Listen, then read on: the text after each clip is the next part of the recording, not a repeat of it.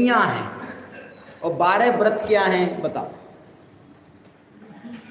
12 व्रत जो है ना ये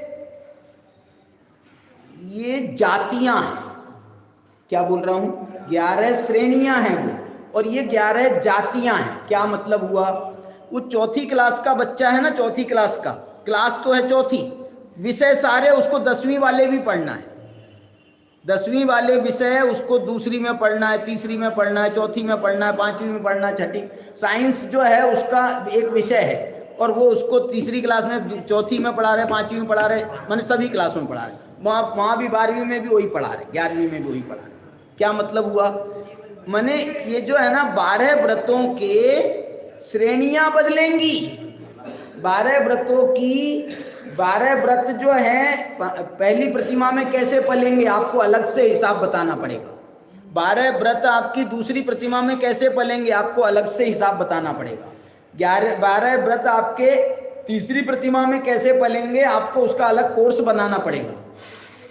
कोर्स बनता है, अलग अलग किताबें होती है। तीसरी क्लास की साइंस की किताब अलग है, चौथी की अलग है, 5वीं की अलग है। साइंस की किताब, गणित की किताब, विषय तो गणित है लेकिन किताबें सबकी अलग अलग है, कोर्स अलग अलग हैं। ऐसे ही आप जब प्रतिमा देते हैं ना, जब कोई मुनि महाराज कहें या कोई भी गृहस्थाचार्य जब आपको प्रतिमा देगा तो बोले कौन सी प्रतिमा लेना है? बोले साहब हमको तीसरी प्रतिमा 3 प्रतिमा लेना है, तीसरी प्रतिमा लेना। तीसरी प्रतिमा में ये 12 व्रतों का पालन इस प्रकार से होगा। 12 व्रतों का पालन तो होगा लेकिन दूसरी प्रतिमा जैसा नहीं होगा और चौथी प्रतिमा जैसा नहीं होगा। तीसरी प्रतिमा का विधान में जो कुछ विशेषता है वो आपको लानी पड़ेगी। इसलिए आपको यदि विस्तार से चरणान योग पढ़ना है, अब सुनो मेरी बात, विस्तार से चरणान योग पढ़ना है तो आपको ये 12 व्रतों की 11 श्रेणियों के आपको 131 किताबें बनानी पड़ेंगी। किताबें कहो या निबंध लिखो आप कि पहली प्रतिमा का अहिंसाणुव्रत, दूसरी प्रतिमा का अहिंसाणुव्रत, तीसरी प्रतिमा का अहिंसाणुव्रत, चौथी प्रतिमा का, ऐसी पहली प्रतिमा का सत्यानुव्रत, दूसरी प्रतिमा का। इसमें बहुत माइन्यूट अंतर होगा और हो सकता है हम ना भी कर पाएं, उस माइन्यूट अंतर को हम नहीं निकाल पाएं। लेकिन आप देखो ये लौकिक विषयों में जब इतनी मेहनत करके निकाला जाता है तीसरी क्लास के साइंस में और चौथी क्लास के साइंस की किताबों में बहुत कुछ चीज़ें समान होती हैं, बहुत कुछ चीज़ें समान, कुछ कुछ चीज़ें नहीं डाल देते। माने कुछ पुराना अभ्यास भी हो जाए और कुछ नया आ जाए। फिर 5वीं में जाएगा तो चौथी का कुछ अभ्यास पहुंच जाएगा वहाँ और नया कुछ आ जाएगा। थोड़ा सा नया बढ़ जाता है तो उससे उसका लेवल बढ़ जाता है। पुराना भुलाना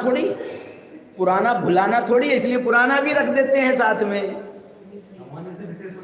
हाँ, तो मैं क्या बोल रहा हूँ, 12 × 11 कितना हुआ? 131 के 32, 132 हो गए। मैं 131 हिसाब लगा रहा था।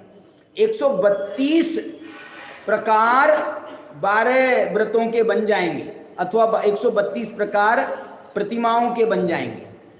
प्रतिमाओं के कहो या व्रतों के कहो, कोई भी हिसाब से कह देंगे। तो इस प्रकार से इसका बड़ा सुंदरता के साथ में विवेचन होगा। और इसमें आपको ये बात बताना चाहता हूं, अणुव्रत में, गुणव्रत में और शिक्षा व्रत में ये भी कमाल है। अणुव्रत का ही एक विकसित रूप है गुणव्रत। गुणव्रत जो है खुद कुछ नहीं है, वो अणुव्रतों में गुण पैदा करता है।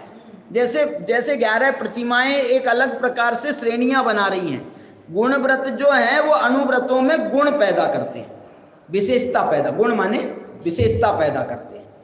और शिक्षा व्रत जो है वो शिक्षा देते हैं।